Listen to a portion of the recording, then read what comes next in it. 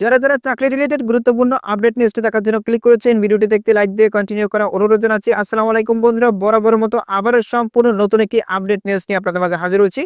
প্রিয় বন্ধুরা, অবশেষে সরকারি চাকরিজীবীদের টাইম স্কেল ও সিলেকশন গ্রেড নিয়ে মহা সুখবর জানা গেল।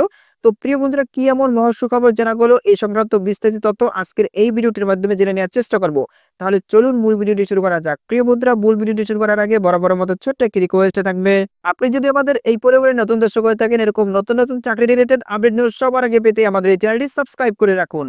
প্রতিবেদনে উল্লেখ করা হয়েছে, সরকারি ও স্বায়ত্তশাসিত প্রতিষ্ঠানে একই পদে কর্মরত কোনো কর্মকর্তা কর্মচারী যদি টাইম স্কেল ও সিলেকশন গ্রেড পেয়ে থাকেন, তবে তিনিও উচ্চতর গ্রেড পাওয়ার সুযোগ পাবেন বলে রায় দিয়েছেন সুপ্রিম কোর্টের আপিল বিভাগ। বুধবার 30 এপ্রিল প্রধান বিচারপতির দায়িত্ব পালনরত জ্যেষ্ঠ বিচারপতি মোহাম্মদ আশফাকুল ইসলামের নেতৃত্বাধীন 5 সদস্যের বেঞ্চ হাইকোর্টের সংশ্লিষ্ট রায় সংশোধন করে এই রায় দেন।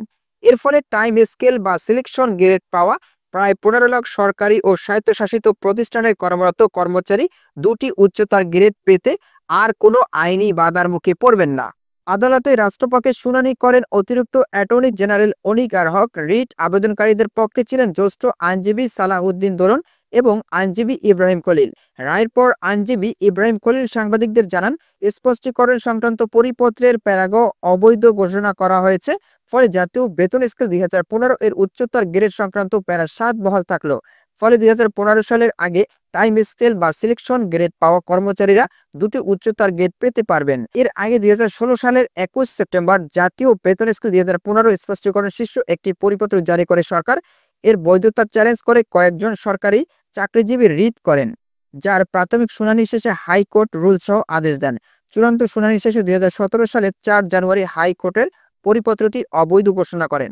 পরবর্তীতে রাষ্ট্রপক্ষে ওই রায়ের বিরুদ্ধে আপিল বিভাগের অনুমতি চেয়ে লিভ টু আপিল করে। 2020 সালের 4 ফেব্রুয়ারি আপিল বিভাগ তা মঞ্জুর করে হাইকোর্টের রায়ের কার্যকারিতা স্থগিত করেন। দীর্ঘ শুনানি শেষে বুধবার রাষ্ট্রপক্ষের করা পৃথক আপিল ও লিভ টু আপিল নিষ্পত্তি করে আপিল বিভাগ এই রায় দেন। তো প্রিয় বন্ধুরা, এই ছিল মূলত আজকের আপডেট নিউজ। এই বিষয়ে যদি আপনাদের কোনো ব্যক্তিগত মতামত থেকে থাকে তাহলে অবশ্যই কমেন্ট করে জানাবেন। পরবর্তীতে নতুন করে ভিডিও নিয়ে আপনাদের মাঝে হাজির হবো। সবাই ভালো থাকবেন, সুস্থ থাকবেন। আল্লাহ হাফেজ।